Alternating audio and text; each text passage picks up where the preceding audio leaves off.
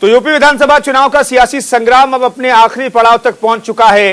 अंत भला तो सब भला की राह पर चलते हुए राजनीतिक दलों के दिग्गज पूर्वांचल के मैदान में डटे हुए हैं। 7वें चरण में 9 जिलों की 54 सीटों पर वोटिंग होनी है, जिसे देखते हुए प्रधानमंत्री मोदी समेत अन्य दलों के दिग्गज प्रचार प्रसार में जुटे रहे। इन सब में प्रधानमंत्री का संसदीय क्षेत्र वाराणसी सबसे बड़ा केंद्र बना हुआ है।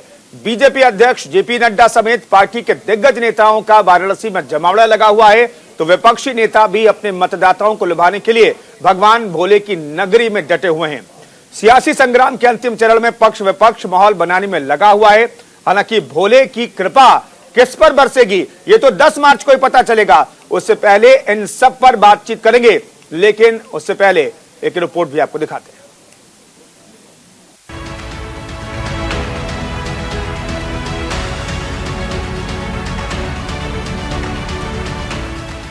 उत्तर प्रदेश में हो रहा विधानसभा चुनाव अब अपने अंतिम पड़ाव पर पहुंच गया है। 6 चरणों में वोटिंग के बाद अब राज्य में 7वें और अंतिम चरण का मतदान 7 मार्च को होना है। 7वें चरण में राज्य के 9 जिलों की 54 सीटों पर मतदान होना है, जिसमें 607 उम्मीदवारों की किस्मत का फैसला होना है। राज्य में 6 चरणों में अब तक 403 में से 349 सीटों पर वोटिंग हो चुकी है। अब लड़ाई 54 सीटों की है। 7वें चरण का रण 9 जिलों की 54 सीटों पर होगी वोटिंग। आजमगढ़, मऊ, गाजीपुर, जौनपुर में वोटिंग। वाराणसी, मिर्जापुर, गाजीपुर में होगा मतदान। चंदौली और सोनभद्र जिले में होनी है वोटिंग। 607 उम्मीदवार आजमा रहे हैं अपनी किस्मत। यूपी चुनाव का सियासी जंग अब क्लाइमैक्स की ओर है। 7 मार्च को अंतिम चरण के लिए मतदान होना है। उसके पहले सभी राजनीतिक दलों के तमाम बड़े दिग्गज नेता प्रचार प्रसार में अपनी पूरी ताकत झोंक रखी है।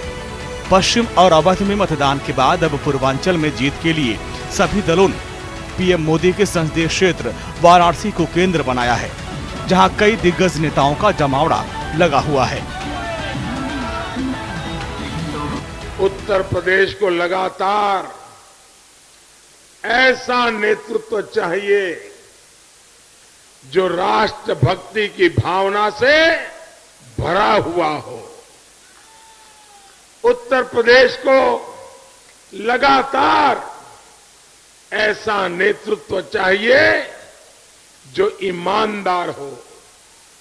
उत्तर प्रदेश को लगातार ऐसा नेतृत्व चाहिए जो विकास के लिए दिन रात मेहनत करना जानता हो। और ये जो गौर परिवारवादी है, इनका इतिहास एक एक पन्ना काली स्याही से रंगा हुआ है। आप उस इतिहास को अच्छी तरह जानते हैं। अंतिम चरण के चुनाव में कड़े मुकाबले के आसार हैं, क्योंकि ज्यादातर सीटें त्रिकोणीय मुकाबले में फंसी हुई हैं। खास बात यह है कि चुनाव में स्थानीय मुद्दे पूरी तरीके से गायब हैं। राजनीतिक दल भी इससे परहेज करते नजर आ रहे हैं। कोई राष्ट्रवाद और आतंकवाद के जरिए पूर्वांचल का किला फतह करने की तैयारी कर रहा है, तो कोई जातिगत जनगणना आवारा पशुओं को ढाल बनाकर कुर्सी हासिल करना चाहता है।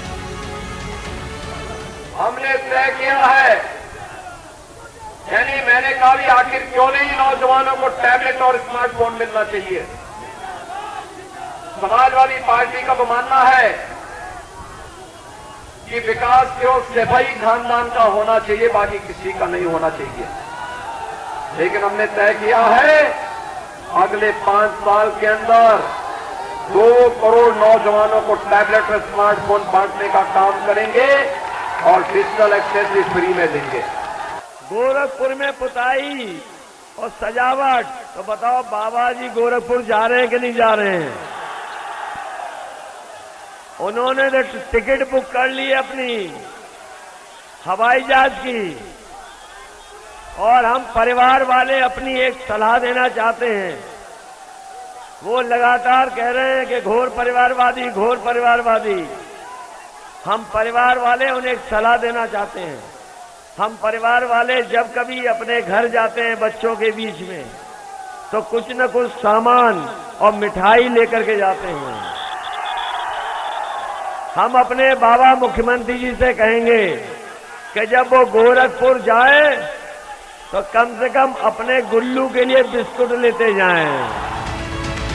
7वें चरण में जिन 54 सीटों पर मतदान होना है, उसमें 2017 में बीजेपी और उसके सहयोगियों के पास 36, सपा के पास 11, बीएसपी के पास 5 और 1 सीट निषाद पार्टी को हासिल हुई थी। 2017 के नतीजे बीजेपी प्लस 36, एसपी 11, बीएसपी 5, अन्य को 2। आखिरी चरण के रण में विपक्ष जाति समीकरण को भुनाने में लगा है, तो बीजेपी राष्ट्रवाद और आतंकवाद के जरिए पिछला प्रदर्शन दोहराना चाहती है। लेकिन कुछ भी हो, किसी भी दल की राह आसान नहीं दिख रही है। देखना दिलचस्प होगा कि किसका दांव सफल होता है और कौन सत्ता की कुर्सी पर काबिज। इसका फैसला 10 मार्च को हो जाएगा। Bureau report, news India. तो 349 सीटों पर वोटिंग हो चुकी है। अब 54 सीटों की और बारी है और इन सीटों पर कौन बाजी मारेगा, इसकी लड़ाई है। और इस लड़ाई में तमाम दिग्गज आज वाराणसी में जमे रहे। तो वो जो माहौल बनाने की कोशिश हो रही है, आखिर इस कोशिश में कौन कामयाब हो सकता है, इस पर बातचीत करने के लिए अमरीश सक्सेना हमारे साथ राजनीतिक विश्लेषक जुड़ रहे हैं, भुवन चंद्र जोशी प्रवक्ता समाजवादी पार्टी के जुड़ रहे हैं, जावेद अहमद प्रवक्ता कांग्रेस के जुड़ रहे हैं और धनंजय गिरी साहब प्रवक्ता बीजेपी के हमारे साथ जुड़ रहे हैं। लेकिन अमरीश सक्सेना साहब, सबसे पहले आपसे शुरुआत करना चाहूंगा। आज में ये जो प्रचार फाइनल फेज के लिए हो रहा है, आप इसे किस तौर पर देखते हैं? देखिए, आखिरी समय पे सब लोग धर्म की शरण में चले गए हैं, तो बड़ा आश्चर्यजनक है मेरे लिए भी। इतना लंबा कैंपेन हुआ, 7वें चरण का अब चुनाव हो रहा है, तो कहीं तो कुछ मुद्दों की बात होनी चाहिए थी। विधानसभा का चुनाव है, तो जो मुद्दे होने चाहिए थे, बीजेपी पहले से जिन मुद्दों को उठा रही थी, चाहे वो लाभार्थी वाला मुद्दा हो या वो गैस कनेक्शंस का मुद्दा हो या बेरोजगारी, महंगाई के जो मुद्दे विपक्ष उठा रहे थे, सारे लोग घूम के धर्म पे आ गए हैं। सब लोग बाबा विश्वनाथ के दर्शन कर रहे हैं, सब लोग राष्ट्रवाद या धर्म की बात कर रहे हैं। तो बड़ा अजीब सा सिनेरियो है, मेरी भी समझ में नहीं आ रहा कि ये आखिरी समय पे हुआ क्या। लेकिन एक चीज़ जो बहुत साफ दिखाई दे रही है कि बीजेपी को ये समझ में आ गया है कि ये 7वें फेज की लड़ाई बहुत ही मुश्किल लड़ाई है और अंत में आखिर में धर्म की शरण में ही जाना है। क्योंकि आप सारी सीटें देख लीजिए, बनारस की सीटें भी बीजेपी की फंसी हुई हैं और बाकी जहां जहां चुनाव होना है 7वें चरण में, चाहे वो आजमगढ़ या मऊ हो या सोनभद्र और मिर्जापुर हो, गाजीपुर हो, जौनपुर हो, सारी जगह प्रॉब्लम है। और कुछ जगह तो मऊ और आजमगढ़ खासतौर से देखें तो विपक्ष का पड़ला भारी है, गाजीपुर में भी विपक्ष का पड़ला भारी है, सोनभद्र में भी विपक्ष का पड़ला भारी है। आखिरी समय पे बनारस में बीजेपी ने जो मेहनत की है, तो हो सकता है कि वो अपनी कुछ सीटें वहां पे बचा ले जाएं, लेकिन बहुत ही कांटे की लड़ाई मुझे दिखाई दे रही है। जोशी साहब, ये मुद्दों की बात छोड़ करके आपके राष्ट्रीय अध्यक्ष ये गुल्लू की बात क्यों कर रहे हैं? देखिए, मैं कहना चाहता हूं, जब भी इस चुनाव को याद किया जाएगा, 2022 को जब याद किया जाएगा, तो मैंने जब पढ़ा था, मैंने एक चीज पढ़ी थी, क्योंकि मैं अंतर्राष्ट्रीय विधि का एक विद्यार्थी हूं। मैंने पढ़ा था कहीं पर कि जब रोम चल रहा था, नीरो बांसुरी बजा रहा था। हमारे प्रधानमंत्री जी को भी याद किया जाएगा कि जब यूक्रेन में हमारे जब बच्चे फंसे हुए थे, तो हमारे प्रधानमंत्री जी डमरू बजा रहे थे। इसके लिए देश इनको याद करेगा। और मैं कहना चाहता हूँ, नहीं जोशी साहब, इसीलिए तो मैंने सवाल पूछा, यूक्रेन का जिक्र आपके नेता क्यों नहीं करे? यूक्रेन का जिक्र आप टीवी डिबेट पर बैठ करके कर रहे हैं, यूक्रेन में फंसे भारतीयों का जिक्र आप करने की कोशिश कर रहे हैं, लेकिन आपके नेता गुल्लू की बात कर रहे हैं। तो मैं तो आपके नेता ने जो सवाल उठाया उस पर सवाल पूछ रहा हूं, उस पर जवाब दीजिए सर। देखिए, मैं उसी पे आपके आ रहा हूं। समाजवादी पार्टी किस बात पर चुनाव लड़ रही है, मैं आपको बताना चाहता हूं। समाजवादी पार्टी चुनाव लड़ रही है जो 700 किसानों की हत्या भारतीय जनता पार्टी के शासन में हुई, जो फर्जी मुकदमे भारतीय जनता पार्टी ने किसानों को दिए, हम उसके लिए लड़ रहे हैं। हम उन गृह राज्य मंत्री के उस अभिमान के लिए लड़ रहे हैं जब उनका बेटा हाथ चढ़ा देता है। हम उनके लिए लड़ाई, हम युवाओं के लिए लड़ने का काम कर रहे हैं जिनके ऊपर लाठियां पड़ती है जब वो रोजगार मांगते हैं। हम उन मजदूरों के लड़ रहे हैं जिनको कोरोना काल में इन्होंने सड़कों पर छोड़ दिया और उन गंगा में बहती लाशों को और ऑक्सीजन की कमी के लिए गोरखपुर जब लड़ रहा था, तब उसके लिए हम लड़ने का काम कर रहे हैं। इनके मुद्दे कुछ भी होंगे, ये धार्मिक उन्माद करना चाहते हैं। जोशी साहब, मैंने जो सवाल पूछा उसका जिक्र आप नहीं कर रहे हैं। मैं तो कह रहा हूं, आप जो सब सारे मुद्दे आपने कहे ना, वो मुद्दे हैं। मैं ये मानता हूं कि जिन मुद्दों का आप जिक्र कर रहे हैं वो मुद्दे हैं, लेकिन अखिलेश यादव साहब गुल्लू की बात क्यों ला रहे हैं बीच में? इन मुद्दों की बात करें ना। आप वो अखिलेश यादव साहब कह रहे हैं कि बिस्किट लेते जाइएगा, गोरखपुर जाइएगा, तो साहब ये बातें क्यों होती है चुनाव में? देखिए, उत्तर प्रदेश जैसा आचरण भारतीय जनता पार्टी करती है वैसा ही वो प्राप्त कर रही है। इन्होंने आचरण करा, हमारे किसानों को आतंकवादी कहा, खालिस्तानी कहा, और इनको तरह तरह के आरोप उन पे लगाए, किसानों पे लगाए, मजदूरों पे लगाए। तो अब ये अपना ही बोला हुआ काट रहे हैं। ठीक है, जो जैसा बोलता है वैसे ही काटता है। धनंजय गिरी साहब, जवाब दीजिए। गुल्लू का जिक्र इसलिए किया जा रहा है क्योंकि आप लोगों ने बोया है, वो कटवाने की तैयारी अखिलेश यादव कर रहे हैं। धनंजय गिरी साहब, परिवार को सत्ता दिलाने के लिए। हाँ ठीक है। और कोई उनका उद्देश्य नहीं है, कोई मकसद नहीं है। अब उत्तर प्रदेश की जनता को तय करना है कि एक परिवार की भलाई की बात करनी है, पूरे उत्तर प्रदेश की भलाई की बात करनी है। भारत का लोकतंत्र दुनिया का विशाल लोकतंत्र है। मतभिन्नता लाख गहरी हो, पर मतभिन्नता नहीं है। दल विभाजित रहे पर देश विभाजित नहीं होना चाहिए। और उत्तर प्रदेश में जो एक ही आवाज गूंज रही है, दो ही अनुगूंज सुनाई देती है, या तो हर हर महादेव या हर हर मोदी। आप उत्तर प्रदेश आज जो स्थिति में देश गुजर रहा है, आप देखिए यूक्रेन और रूस की लड़ाई का चाहे परिणाम चाहे जो भी हो, लेकिन तिरंगे की ताकत पूरी दुनिया देख रही है। आप तिरंगा लगा करके बॉर्डर पार करते जा रहे हैं और 20,000 लोगों को वहां से वापस लाया जा रहा है। इतना सशक्त, इतना मजबूत, इतना दृढ़ नेतृत्व जो आज भारत के पास है, पूरी दुनिया देख रही है। यह चुनाव का अंतिम चरणों से है, पर अंतिम चुनाव नहीं है। चुनाव आते जाते रहेंगे, बनते बिगड़ते रहेंगे, पर देश को आगे बढ़ना चाहिए, देश को मजबूत रहना है। और राष्ट्र की हमारी साधना और आराधना है, हमारे चिंतन के केंद्र में चुनाव नहीं है बल्कि राष्ट्रीय चरित्र है। और दलों के दलदल में देश की दीनता घटित नहीं होनी चाहिए, हमारे देश के लिए दुर्भाग्य होगा। भारत का लोकतंत्र दुनिया का विशाल लोकतंत्र है। उत्तर प्रदेश चुनावी राजनीति का अंतिम पड़ाव है। सांस्कृतिक राष्ट्रवाद भारतीय राजनीति का अंतिम पड़ाव होना चाहिए। अंतिम चरण से जुड़ने का चुनाव है। यह शिव की भूमि है, यह रामकृष्ण की भूमि है, यह बुद्ध की भूमि है, बाबा गोरख और कबीर की भूमि है। यह हमारी सांस्कृतिक राजधानी है। उत्तर प्रदेश की एक एक जनता आज देख रही है कि देश का कैसा सशक्त नेतृत्व देश को मिला है, कैसा नेतृत्व उत्तर प्रदेश को मिला है, जो राग और वैराग से वैराग्य का प्रतीक है। उत्तर प्रदेश में पूरे प्रदेश के विकास की बात करें या एक परिवार के विकास की बात करें, सैफई समाजवाद लाए, वो घोड़ा नृत्य लाए, या 24 घंटे 365 दिन राष्ट्र अहरनी सेवा में प्राणों की वर्तिका बना करके पल पल जलते हुए राष्ट्र की सेवा में, अहरनी सेवा में स्वयं को समर्पित कर देने वाले योगी तपस्वी के हाथों में उत्तर प्रदेश की कमान सौंपे। यह उत्तर प्रदेश की जनता तय करने का मन बना चुकी है और तय कर चुकी है। जोशी साहब को जवाब देना चाहता हूं। जोशी साहब, मैं आता हूं, लेकिन बारी बारी से करें। जावेद अहमद के पास मैं गया हूं, तो उनसे एक छोटा सा रिएक्शन लेते हैं, फिर मैं आता हूं के बाद।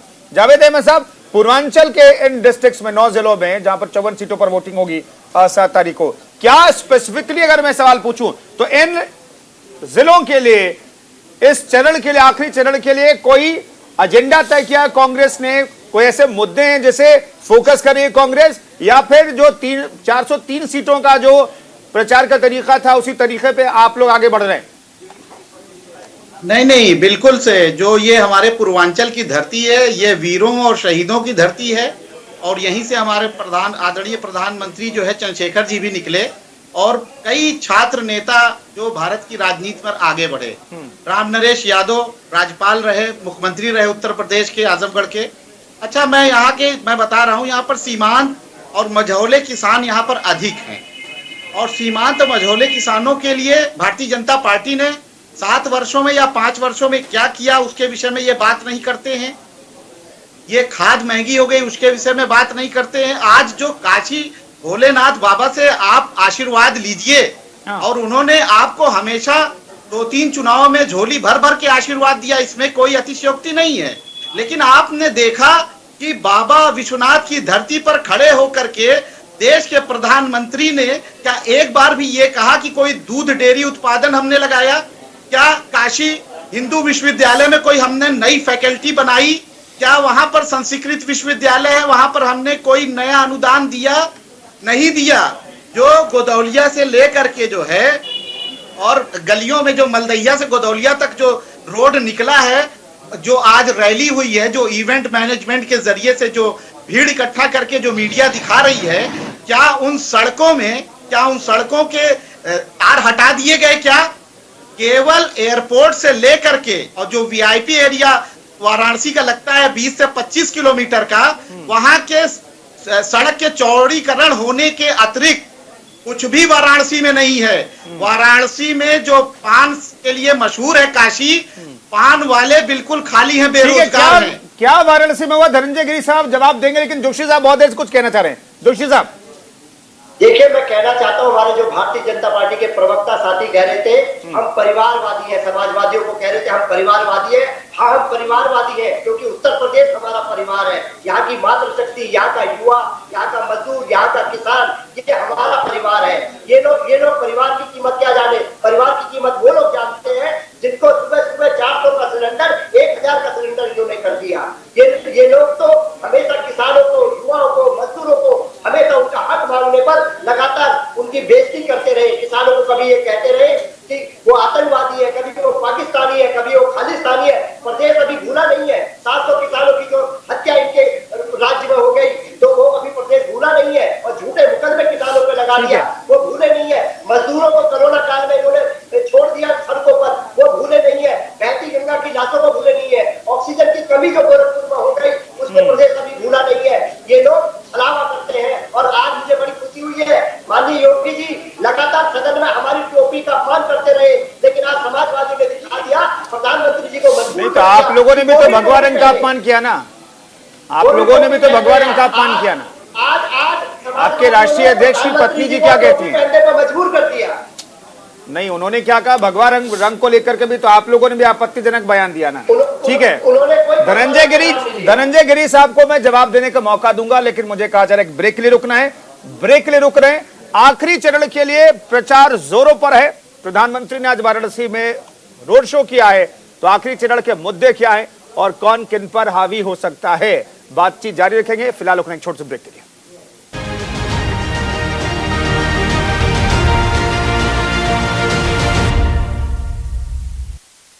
तो आखिरी चरण की वोटिंग बाकी है और कल आखिरी दिन होगा चुनाव प्रचार का, इसलिए तमाम दिग्गज जो हैं पूर्वांचल में डेरा डाले हुए हैं। खासतौर पर वाराणसी में तमाम दिग्गजों की मौजूदगी देखी गई है। धनंजय गिरी साहब, आरोप यह लगाया जा रहा है जिस वाराणसी के मॉडल को आप पूरे पूर्वांचल के लिए पेश कर रहे हैं, पूरे उत्तर प्रदेश में आप पेश कर रहे हैं कि देखिए हमने वाराणसी का कायाकल्प कर दिया, वहां पर चीजें बदल गई। काशी विश्वनाथ कॉरिडोर से हमने काया पलट कर दिया वाराणसी का, लेकिन विरोधी जो हैं वो ये कह रहे हैं कि भाई वाराणसी में कुछ हुआ ही नहीं है। देखिए, ऐसा है, उत्तर प्रदेश में काशी का जो विकास हुआ है, पूरा उत्तर प्रदेश का ही विकास हुआ है, लेकिन काशी का विशेष करके विकास हुआ है क्योंकि सांस्कृतिक राजधानी है उत्तर प्रदेश की और पूरे देश की। वह बम बम बोल रहा है काशी कॉरिडोर आप जाकर के देखेंगे कुंदन जी, तो आपको दिखाई देगा, आंखें फटी की फटी रह जाएगी। काशी पे कॉरिडोर, अब विंध्याचल में जो कॉरिडोर बन रहा है, जो मथुरा का विकास किया जा रहा है, जिस ढंग से उत्तर प्रदेश का कण कण का विकास किया जा रहा है, वर्षों बाद यूपी ने 5 साल तक एक सक्षम और सशक्त नेतृत्व देखा है। आज नेतृत्व ने यूपी में विश्वास, विकास का साथ का माहौल विकसित किया है, बल्कि अयोध्या, काशी और प्रयाग का सांस्कृतिक महाकुंभ का अमृत धार से भारत के अंतर्मन को तृप्त किया गया है। उत्तर प्रदेश का सौभाग्य है कि महान कार्यों की कारक भूमि है, इसकी मान भूमि है। आज यूपी की जनता इस मान यात्रा को सम्मान यात्रा तक ले जा रही है। अंतिम चरण में उत्तर पुस्तिका लिखी जा रही है, 10 मार्च को औपचारिक परिणाम आएगा। और हमारे जोशी साहब, भाई साहब बता रहे थे समाजवादी परिवार के बारे में, तो उत्तर प्रदेश के एक शायर नदम गोडवी जी ने लिखा है कि पक्के समाजवादी हैं, तस्कर हो या डकैत, इतना असर है खादी के उजले लिबास में। यह तस्कर, इनका परिवार क्या है? तस्करों का, डकैतों का, गुंडों का, अपहरणकर्ताओं का, माफियाओं का, इनका ये परिवार है, इनका ये समाजवादियों का परिवार है। और जो इनकी टोपी है वो राम भक्तों के खून से लाल है, ये कोई छिपी हुई बात नहीं है। उस समय के मुख्यमंत्री वर्तमान अखिलेश जी के पूज्य पिताजी ने राम भक्तों पे गोली चलवाई थी और ये कहा था कि कुछ और भी मर जाते तो कोई दिक्कत नहीं थी। ये सेकुलरिज्म का चोला पहन करके जो इस देश में बहुसंख्यक आबादी पर अत्याचार किए हैं, कांग्रेस अपने किए हुए कुकृत्यों की सजा पा रही है। आज हमारे जावेद भाई कांग्रेस के बता रहे थे, अगर 70 सालों के कांग्रेस के कुकर्म गिनवा दे तो अगर 30 साल से आज उत्तर प्रदेश से कांग्रेस खारिज है तो अपने कुकर्मों की वजह से खारिज है। इस देश के बहुसंख्यक समाज के साथ जो कांग्रेस ने जो दोहरा चरित्र अपनाया है उसी के कारण से खारिज है। और समाजवादी का जो परिवार है, वदम गोडवी के शब्दों में आपको मैंने समझा दिया कि कौन सा परिवार है। विडंबना है कि विपक्ष संस्कृति की नहीं विकृति की बात करता है, विकृति का पर्याय है। इन्हें विरासत से जुड़ने में गर्व नहीं महसूस होता है, बल्कि भारत की सांस्कृतिक विरासत से जुड़ने में इन्हें शर्म महसूस होता है। अगर राम की संस्कृति से जुड़ने में इन्हें दिक्कत हो रही थी तो ये दूसरे परशुराम को लेके आए। ठीक है गिरीश साहब, सक्सेना साहब हमें बताइए, दरअसल परशुराम के बारे में कुंदन भाई ने पता भी नहीं है कि राम के सामने परशुराम ने खुद अपना धनुष दिया कि राम रमापति कर धनुले हूँ खेच चाप बिटे संदेह। परशुराम ने राम को ही अपना धनुष बाण सौंपा कि है प्रभु आप स्वयं आ गए। तो राम के सामने परशुराम को खड़ा कर रहे हैं जिनको संस्कृति का, हिंदू धर्म का, संस्कृति और कितनी भी समझ नहीं है, बेसिक्स भी जिनका क्लियर नहीं है, उनसे आप क्या उम्मीद करते हैं कुंदन भाई? चलिए, जो मैं जानना चाहता था सक्सेना साहब के पास, लेकिन जोशी जी अगर आप 20 सेकंड में काउंटर कर सकें तो सही है। देखो, जहां पर दिक्कत भारतीय जनता पार्टी के साथ यह है कि भारतीय जनता पार्टी कहते हैं हम राम को लाए थे, माननीय सुप्रीम कोर्ट लाए, और हमने जो साइंस के स्टूडेंट में पढ़ा होगा, जो बायोलॉजिकल पेरेंट्स थे वो राजा दशरथ और कौशल्या थे। ये राम को लाने वाले होते कौन है? राम कण में है, ये राम को नहीं ला सकते। अगर राम को लाए तो राजा दशरथ और कौशल्या जाए, इनको कहिए अपना सामान्य ज्ञान ठीक कर ले, पढ़ाई अच्छे से कर ले। ठीक है, भारतीय जनता पार्टी कोई काम को नहीं लेके आई है। ठीक है, सक्सेना साहब हमें बताइए, दरअसल क्या मुद्दों की आधारित राजनीति हो रही है क्या? मैं तो लास्ट फेज की दो फेज की बात करूं तो कलर की बहुत सारी बातें हो रही है, गुल्लू की बात हो रही है, फॉरेन टिकट कटने की बात हो रही है, गोरखपुर के टिकट कटने की बात हो रही है, मुद्दों की बात हो रही है क्या? देखिए, बात तो मुद्दों की ही है। जे इतने पॉलिटिकल पार्टीज और पॉलिटिशियंस हैं, ये चाहे धर्म को ले आए बीच में, चाहे राष्ट्रवाद को ले आए, चाहे राम को ले आए, मेरा बहुत ही दृढ़ विश्वास है कि वोटिंग इन मुद्दों पे नहीं होने वाली। पूर्वांचल में तो बिल्कुल नहीं होगी। पूर्वांचल में जो वोटिंग होगी वो किसानों के मुद्दे पे होगी, वो महंगाई के मुद्दे पे होगी, वो बेरोजगारी के मुद्दे पे होगी, वो आवारा पशुओं के मुद्दे पे होगी। ये ही सारे मुद्दे हैं। बाकी जितना है वो एक तरह से दिशा भ्रम करने वाले हैं, लोगों को भ्रमित करने वाले हैं। पूर्वांचल की जनता, वैसे तो हमें जो भी मतदाता है उसकी समझ पे भरोसा होना चाहिए, लेकिन मैंने खुद पूर्वांचल में कई चुनाव कवर किए हैं एज ए जर्नलिस्ट। पूर्वांचल की जनता इतनी समझदार है कि जब परिणाम आएगा तब आपको दिखाई देगा। धर्म और जाति, ये इन दो मुद्दों पे तो मतदान नहीं होना है, ये आपको रिजल्ट से पता लग जाएगा। रियल मुद्दों पे मतदान होगा, और वो जैसे अंडर करंट होगा और जिस तरह से मतदान होगा तो सारे दलों को ये पता लग जाएगा कि ये धर्म और राष्ट्रवाद ये सब धरे रह जाएंगे। जो जनता के असली मुद्दे हैं, जो उनके जीवन से जुड़े हुए मुद्दे हैं, मतदान उन्हीं पर होगा। ठीक है, जावेद अहमद साहब, पिछली बार 2017 में भी पूर्वांचल बटा हुआ दिखा था, बहुत इंटैक्ट किसी एक पार्टी के साथ नहीं दिखा था। कांग्रेस को क्या उम्मीद है पूर्वांचल से? नहीं, कांग्रेस पार्टी को निश्चित रूप से पूर्वांचल से काफी उम्मीदें हैं। उसका एक बहुत बड़ा कारण है कि पूर्वांचल में कोई इंडस्ट्री ऐसी नहीं है कि पूर्वांचल के लोग वहां पर रोजगार पा सकें।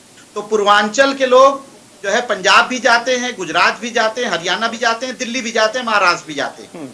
तो जो कोरोना काल में जो उनके साथ व्यवहार हुआ, जो पैदल वो अपने घरों को लौटे हैं, वो उस चीज को भुला नहीं पाएंगे। उस पे कहीं ना कहीं उनके अंदर अभी भी गुस्सा है, और उस गुस्से को वो 7 मार्च को दिखाएंगे, और 10 मार्च को उसका जो है रिजल्ट आपको दिखाई देगा।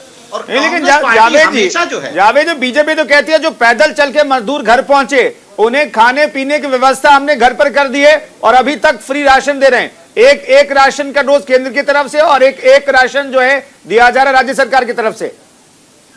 देखिए, बिल्कुल सही बात कह रहे हैं, वो बांट रहे हैं, कह रहे हैं, तो इसमें कोई गलती तो नहीं है। लेकिन आप ये बताइए कि 5 किलो अनाज दे रहे हैं और 50 किलो छुट्टा पशु चर जा रहे हैं, तो वो तो किसानी भी नहीं कर पा रहा है बेचारा। जो 20,000, 25,000, 30,000 लुधियाना में कमाता था, वो 5,000, 7,000 किसानी करके सब्जी भी तो नहीं उगा पा रहा है, खेत में वो जो है कुछ उगा भी तो नहीं पा रहा है छुट्टे जानवर की वजह से। तो उसकी जो बड़ी समस्या, उसके विषय में ये बात नहीं करते हैं। इंडस्ट्री कहाँ लगाई ये बताएंगे नहीं। उत्पादन कहाँ बढ़ा दिया ये बताएंगे नहीं। जितनी सड़कें ये बता रहे हैं कि हम बना रहे सारी अधूरी हैं। तो इनके कथनी करनी में देखिए अंतर है। ठीक है धनंजय गिरी साहब, क्या इंफ्रास्ट्रक्चर पे 5 साल वेस्ट हो गया, 5 साल लग गए और इससे आगे आपकी सरकार नहीं बढ़ पाई पूर्वांचल के विकास के लिए? देखिए, पूर्वांचल ही नहीं, पूरे उत्तर प्रदेश का और देश के विकास की एक नई गाथा लिखी जा रही है। इसमें आप पूरा इंफ्रास्ट्रक्चर का डेवलपमेंट आप देखिए, सड़कें देखिए, पुल पुलिया देखिए, रोड का देखिए, आप पर डे जो सड़कें बन रही है उसका देखिए, जिस तरह से बनाया जा रहा है और जिस तरह से आज स्टार्टअप को शुरू किया गया है, जिस तरह से चीजों को बढ़ावा दिया जा रहा है, छोटे छोटे किसानों को, खेती को और कई चीजों को प्रमोट किया जा रहा है। यूपी में योगी जी ने हर प्रदेश से, हर राज्य से एक प्रोडक्ट बनाने को कहा।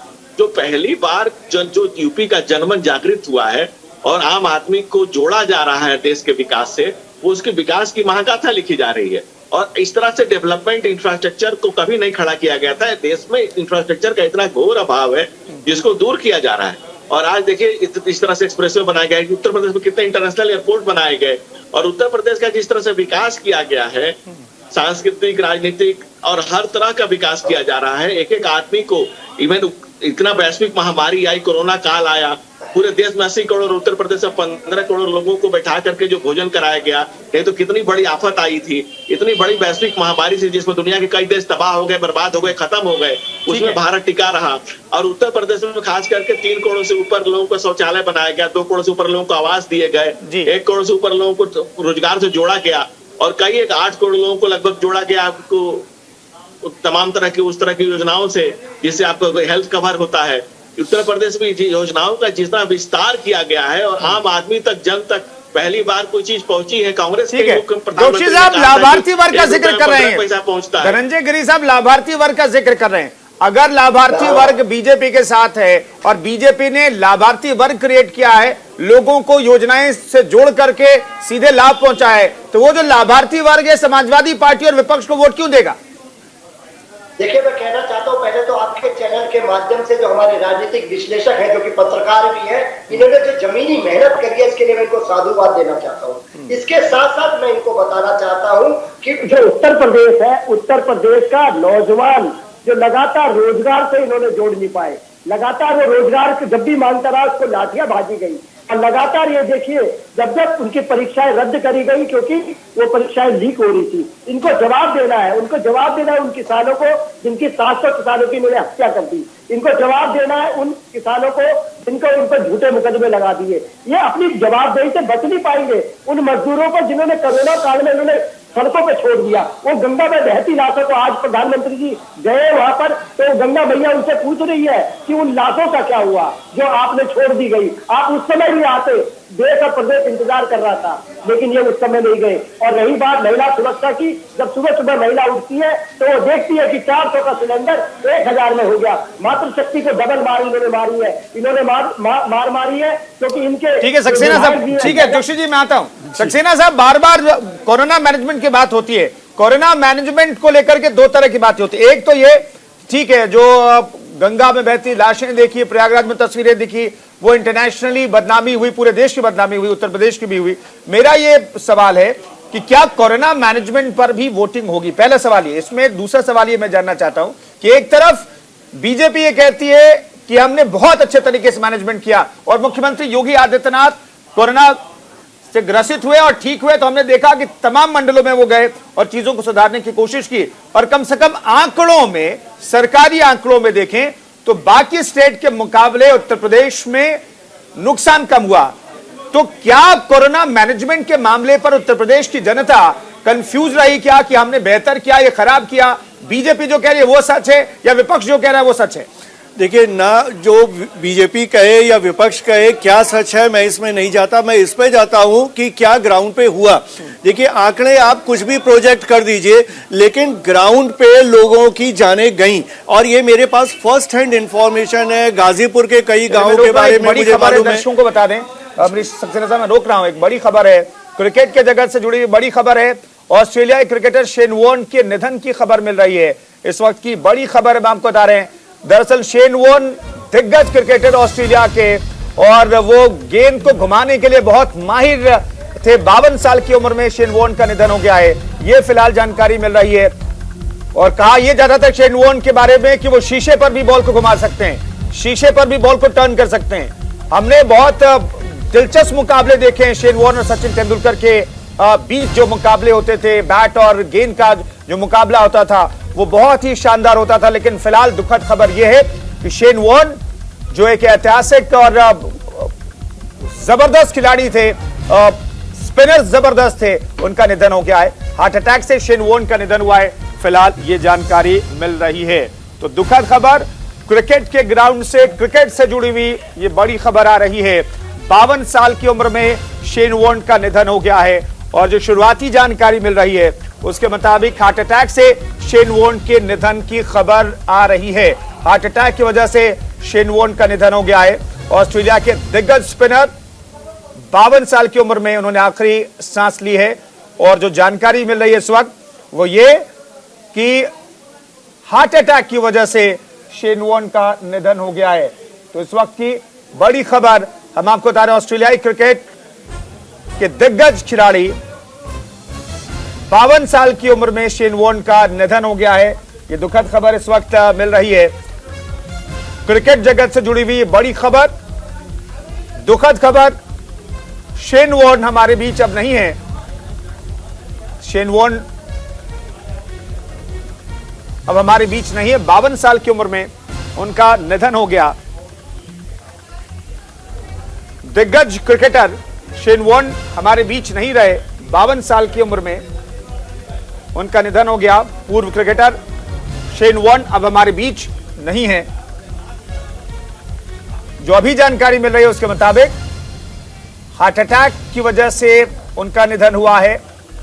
ऑस्ट्रेलियाई क्रिकेटर, पूर्व क्रिकेटर शेन वॉर्न के निधन की जानकारी इस वक्त मिल रही है। तो इस वक्त की बड़ी खबर आपको बता रहे हैं, ऑस्ट्रेलियाई क्रिकेट को बड़ा नुकसान हुआ है। पूर्व क्रिकेटर शेन वॉर्न का निधन हो गया है। विश्व क्रिकेट के लिए भी यह दुखद खबर है। क्रिकेट के जो प्रशंसक रहे हैं उनके लिए दुखद खबर है। शेन वॉर्न अपने वक्त के बड़े स्पिनर माने जाते थे, बड़े लेग स्पिनर, लेकिन अब वो हमारे बीच नहीं है। फिलहाल ये जानकारी मिल रही है कि उन्हें दिल का दौरा पड़ा और वो हमारे बीच अब नहीं है। इस वक्त की बड़ी खबर आपको बता रहे हैं, बड़ी खबर है शेन वॉर्न से जुड़ी हुई। शेन वॉर्न का निधन हो गया है। 52 साल की उम्र में उन्होंने आखिरी सांस ली और जो अभी तक जानकारी मिली है उसके मुताबिक शेन वॉर्न को हार्ट अटैक आया था और उनका निधन हो गया है। इस वक्त की बड़ी खबर आपको बता रहे हैं, बड़ी खबर है शेन वॉर्न से जुड़ी हुई। 52 साल की उम्र में उन्होंने आखिरी सांस ली और अभी तक जो जानकारी मिल रही है वो ये कि शेन वॉर्न को हार्ट अटैक आया था और उनकी जान नहीं बचाई जा सकी। दिग्गज लेग स्पिनर शेन वॉर्न हमारे बीच नहीं है। इस वक्त की बड़ी खबर आपको बता रहे हैं, बड़ी खबर है शेन वॉर्न से जुड़ी हुई। महान स्पिनर शेन वॉर्न अब हमारे बीच नहीं है। 52 साल की उम्र में उन्होंने आखिरी सांस ली और बताया जा रहा है कि उन्हें हार्ट अटैक आया था और इस वजह से उनका निधन हो गया है। तो विश्व क्रिकेट सदमे में है। ऑस्ट्रेलिया के पूर्व क्रिकेटर शेन वॉर्न हमारे बीच नहीं है। तो ऑस्ट्रेलियाई क्रिकेटर शेन वॉर्न का निधन हो गया है। इस वक्त की बड़ी खबर हम आपको बता रहे हैं। दिग्गज लेग स्पिनर शेन वॉर्न हमारे बीच नहीं है। 52 साल की उम्र में उनका निधन हुआ है। टेस्ट की अगर हम बात करें, जो आंकड़े मैं देख पा रहा हूं इस वक्त, वॉर्न ने 708 विकेट लिए थे क्रिकेट में, टेस्ट क्रिकेट में। अपने आप में ये रिकॉर्ड है। 1992 में शेन वॉर्न ने अपने करियर का पहला मैच खेला था श्रीलंका के खिलाफ, टेस्ट मैच खेला था। 1000 अंतर्राष्ट्रीय विकेट हैं शेन वॉर्न के। टेस्ट और वनडे मैचों को अगर जोड़ दें तो 1000 विकेट लेने वाले वो महान लेग स्पिनर वॉर्न ने टेस्ट में 708 विकेट लिए थे। इस वक्त की बड़ी खबर आपको बता रहे हैं, मुरलीधरन से उनका मुकाबला होता था। उस वक्त मुरलीधरन और शेन वॉर्न के बीच मुकाबला चलता था ज्यादा विकेट लेने को लेकर के। तो वीरेंद्र सहवाग ने भी ट्वीट किया है, शेन वॉर्न के निधन की खबर पर विश्वास नहीं हो रहा है। जाहिर सी बात है, दिग्गज ऑस्ट्रेलियाई पूर्व क्रिकेटर शेन वॉर्न हमारे बीच नहीं है। 52 साल की उम्र में उनका निधन हो गया है। हार्ट अटैक से शेन वॉर्न के निधन की खबर मिल रही है। तो इस वक्त की बड़ी खबर हम आपको बता रहे हैं, शेन वॉर्न हमारे बीच नहीं है। उनकी तस्वीर हम आपको दिखा रहे हैं और क्रिकेट जगत के जो लोग हैं वो दुख अपना प्रकट कर रहे हैं। ट्विटर पर लगातार ट्वीट्स आ रहे हैं उन्हें याद करते हुए। वीरेंद्र सहवाग ने भी उन्हें श्रद्धांजलि अर्पित की है।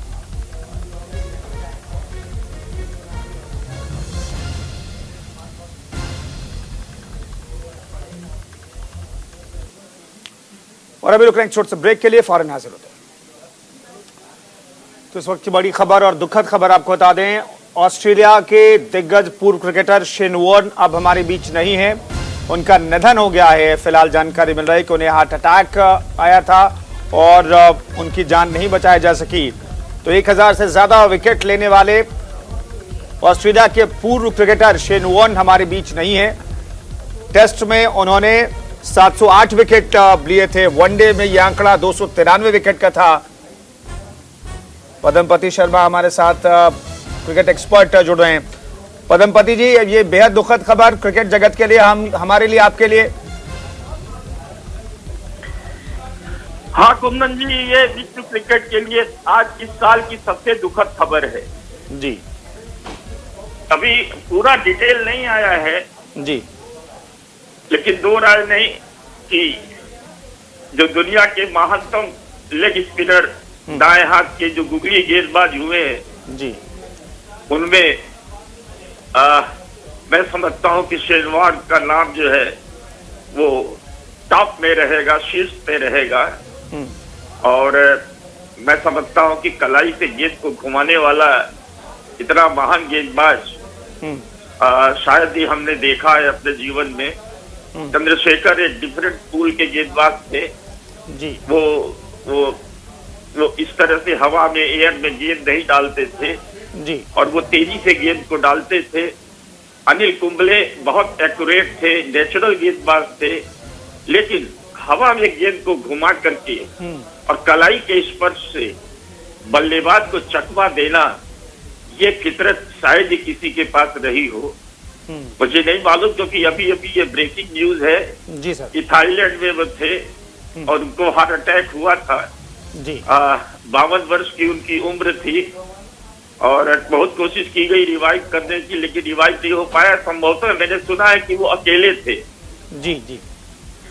जहां तक भारत का सवाल है तो भारत से उनका बड़ा गहरा नाता रहा है। बतौर कमेंटेटर भी वो आते रहे हैं, बिल्कुल। एक कोच के रूप में भी रहे हैं। और मुझे याद आता है कि एक लंगड़ी सी टीम ले करके राजस्थान रॉयल्स की इन्होंने पहले आईपीएल जो हुआ था जी, उसमें उसको चैंपियन बनाया था। उसमें अगर किसी का सबसे बड़ा अंशदान था तो नन अदर देन कप्तान शेन वॉर्न का जी। ये दुर्भाग्य था कि शेन वॉर्न को जो है ऑस्ट्रेलिया ने इस लायक नहीं समझा। नहीं, इतना बड़ा दिमाग उनके पास था। मैं समझता हूँ कि अगर वो कप्तान होते ऑस्ट्रेलिया के, ठीक है, तो शायद ऑस्ट्रेलिया के पास और भी कितने लॉरेल्स होते कहने की और किंवदंतियां होती जी।